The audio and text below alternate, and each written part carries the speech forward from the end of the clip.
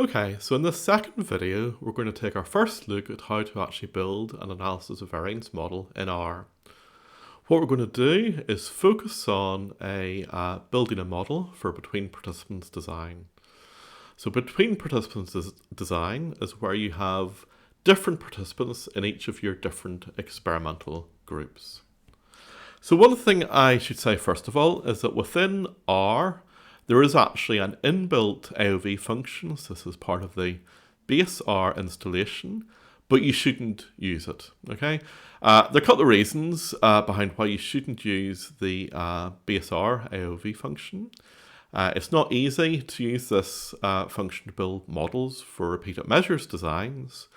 And importantly, the default sums of squares that the AOV function uses is what's known as type 1 sums of squares. We'll actually talk about this in a little bit more detail later on, but effectively what this means is it can make things very tricky, if not impossible, to interpret where you have factorial designs with interactions. So don't use the built-in AOV function in base R when you're building your ANOVA models. We're going to use one from a different package.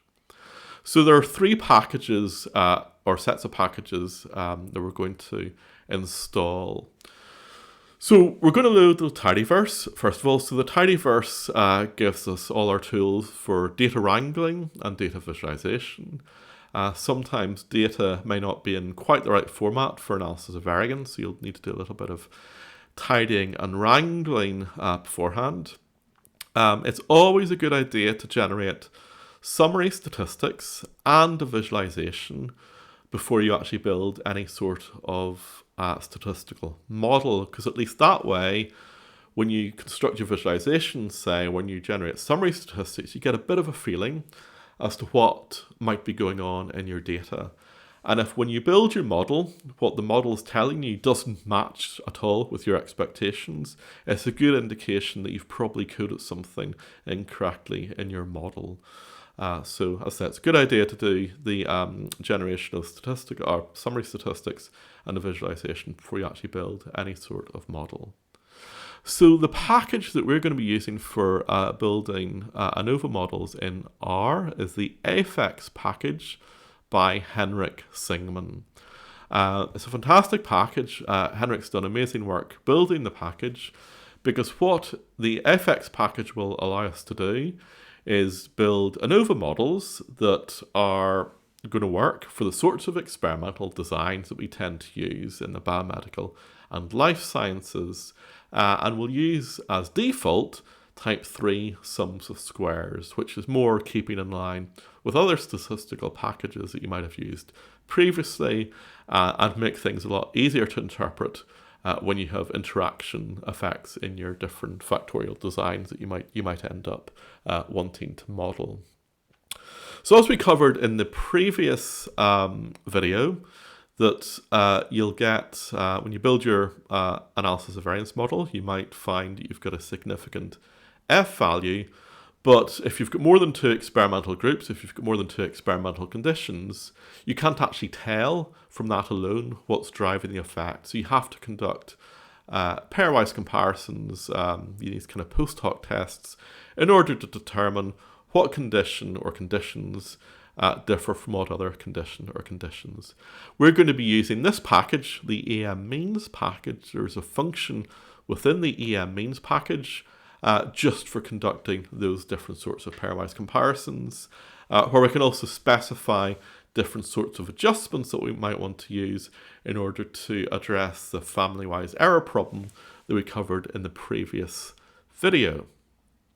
So let's move on to our example, where it's a between participants design, where each of our participants takes part in a different experimental condition. We've got 45 participants, and we're interested in the effect of beverage, or caffeine consumption in this case, on their motor ability, which is our dependent variable, on some motor task. So our experimental factor, or our independent variable, has got three levels. We've got a water group, a single espresso group, and a double espresso group. And motor ability is our dependent variable, so that's the thing that we're measuring. and we're measuring it on a continuous scale. So we're going to download the data from my GitHub repository, and we're going to map it onto a variable that I'm simply going to call my_data, so my data. So we can inspect the data that we've downloaded. Does it look as we expect it to look? So we can use the head function in R to display the first 6 rows. We see we've got 3 variables. We've got a participant variable, a condition variable, and our dependent variable. Okay. Now, one thing that's not quite right, if you look at it, is our condition variable isn't yet coded as a factor. Okay, and it's really important in R and in any sort of analysis package actually that your data set accurately reflects your experimental design. So what we need to do first of all is actually tidy up our data set by recoding this column here, our condition column, as an experimental factor. So we're going to do that using the mutate function. So we're going to say, we're going to take my data, that's the data we've just read in, and then we're going to mutate it such that our condition column, so we're in a sense we're actually overwriting our original condition column, is going to be equal to our condition column, but as a factor, okay? And then we're going to map it back onto a new variable I've created called myDataTidied. So now if we ask for the first 6 rows of myDataTidied, we see that we've got our 3 columns again. And importantly though, our column here, our condition variable, is coded as a factor, okay? So we now have a data set, a tibble, that accurately captures our experimental design. So we can now do stuff with it. So the first thing we're going to do is generate some summary statistics. So we're going to take our tidied tibble, we're going to say my data tidied, and then we're going to group it by condition. So that means that anything that happens after the pipe will apply to each levels of our condition variable separately. So we're going to group by condition, and then for each of the levels of our experimental factor, we're going to work out the mean in terms of our motor ability, and we're also going to work out standard deviation of our motor ability for each of our 3 experimental groups. We get the means, and we get the standard deviations. So we can eyeball the summary statistics, and we can see that our double espresso mean is higher than our single espresso mean, and our single espresso mean is higher than our water mean. Okay, so it kind of indicates there might be something going on here with respect to the influence of our experimental manipulation on our dependent variable of motor ability. So we can also do some visualization as well. So here's a fairly straightforward ggplot. I'm using 2 geoms in the plot. I'm plotting the violin geom to give us an understanding of the shape of the distribution for each of our 3 conditions. I'm then adding the raw data points, but jittered slightly so that they're not plotted on top of each other. And then I'm also going to add in black some summary statistics where I'm adding the mean for each of our 3 experimental groups, plus bootstrapped confidence intervals around the mean. So it just adds another layer of information, and then I'm just doing a few little aesthetic tweaks to make it a bit easier to read. So again, we have in this visualization what we had in the summary statistics. We've got a double espresso group that seems to be performing better than our single espresso group, and our single espresso group seems to be performing better than our water group. So again, just going back to the point I made earlier, it's always a good idea to do this kind of visualization before you build your statistical model, because what it means is we now have an expectation as to what the model is likely to reveal. And if what the model reveals is actually completely at odds with what we're seeing visually, it tells us that we've probably coded our model slightly wrong. So we've got an expectation now that we're likely to be finding an effect, and it's likely to be the case that each of the groups differs from each of the other groups, because that's what we're seeing in the visualization. We're not seeing a huge amount of overlap at all between the groups. I think the only 2 points that overlap are maybe this point here from the single espresso group, which is kind of just overlapping slightly with the double espresso group, and this point here in the double espresso group. But other than that, actually the points all look fairly non-overlapping. So we're going to build our analysis of variance model using the AOV4 function within the affix package. And this is the syntax that we're going to use. We're going to say that our dependent variable, our mutability, which goes here, so our dependent variable, mutability, is predicted by condition or experimental factor. So that's the basic idea. What we have here is what's known as a random effect term. So obviously we couldn't run our experiment on everybody in the world. So we couldn't, have every member of the world population taking part in our study. What we've done is effectively sample from that population. And this is what's known, because our participants are randomly sampled from our population, this is actually what's known as a random effect. And if ever you've done analysis of variance using SPSS or any other package, the random effect is actually in there, but probably more implicitly. We're actually going to make it explicit here, and we're going to specify our random effect term here. There's a later workshop which you might do on linear mixed models, where we actually use exactly the same syntax to build our models there. And I quite like using the AOV4 function in affix because it's the same syntax that we use when we build mixed effects models. So it sort of helps with consistency. And then we specify our data that we're going to use as my data tidied. So we build our model, we map it onto a variable that I'm calling model, and then I can just ask for the summary of that model, and we get a fairly standard ANOVA output below. It tells us explicitly it's based on type 3 sums of square errors. We've got an F ratio of 297. We have an effect size measure, which I'm going to say something about in a little bit.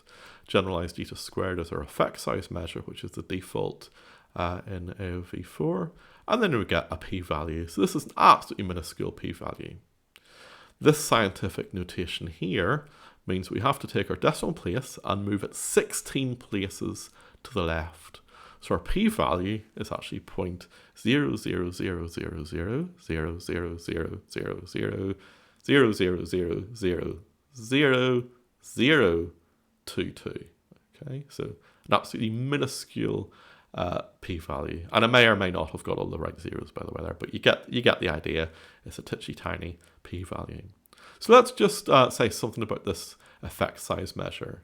So our effect size is measured by generalized eta squared, or also known as generalized effect size, and it's a useful measure because when we have experimental designs with more than one factor, the effect size measure can be a useful indicator to us of how much variance in the dependent variable can be explained by each of our factors.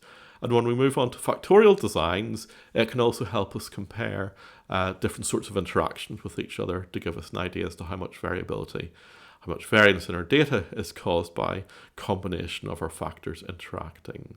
So up to this point, you might have been used just with partial eta squared, which is another measure of effect size.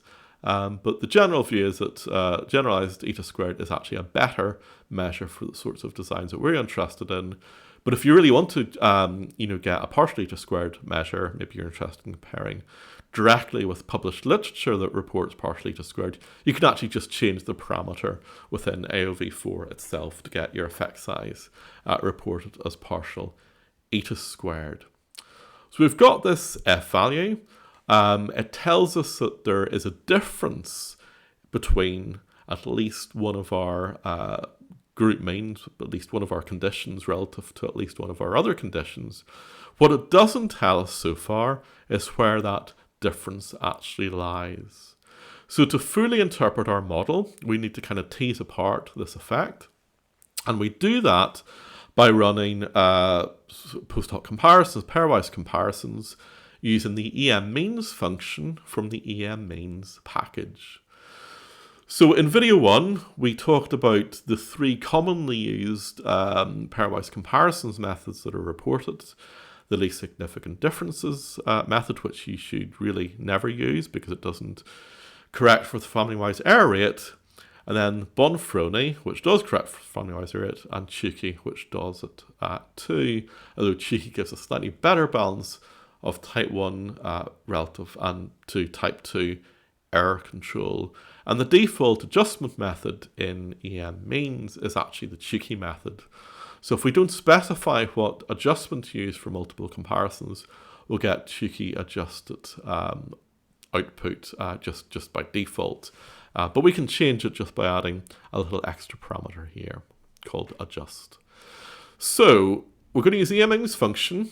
We're going to use it on our model that we built, which, if you recall, I mapped to a variable I called model. We're going to ask for pairwise comparisons for our conditions. Okay, so we get 2 bits of output from running this amins function. We get 1 bit of output, which is the estimated marginal means, which in this case is equivalent to the descriptive statistics that we generated. We get our means, we actually get standard errors associated with our means, and also the confidence intervals around the means. So it's a good set of information here which tells us about the means, but also a little bit about our variability and uncertainty around those means. What we're maybe more interested in this case is the result of all the different possible pairwise comparisons. So 3 pairwise comparisons have been run using Tukey's adjustment. Each of those comparisons gives us a t ratio here, which we'll report in our write-up perhaps, and then an associated p-value. So you can kind of see here that for all of our possible pairwise comparisons, they're all significant, okay? And that maps on to what we probably expected on the basis of our visualizations right at the start, where it appeared that every group was probably going to differ from every other group. And that's backed up now by both the ANOVA and subsequently the pairwise comparisons to interpret that ANOVA result. So we can say that we found a significant effect of beverage type. We would report our F value with degrees of freedom, our P value, and our generalized eta squared value. We said that Tukey comparisons revealed the water group performed significantly worse than the single espresso group. We might actually want to report the T statistic in there as well as the P value actually. The water group performed significantly worse than the double espresso group, and that the single espresso group performed significantly worse than the double espresso group. So what that basically means is that drinking some coffee improves motor performance relative to drinking water, and drinking a lot of coffee improves motor performance even more. Okay, so that's a run through the sort of analysis of variance that we would build for between subjects designs, where we've got different participants in each of our different experimental conditions. So what I'd like you to do now is actually work through the next bit of the worksheet, where you'll be basically building this analysis as a variance model as I've built it. So make sure you're happy with, you've got the right packages in R, you're happy building the model, you get the same output that I got, and then after sort of working through that, we'll move on to the third video in which we will then examine analysis of variance for repeated measures designs.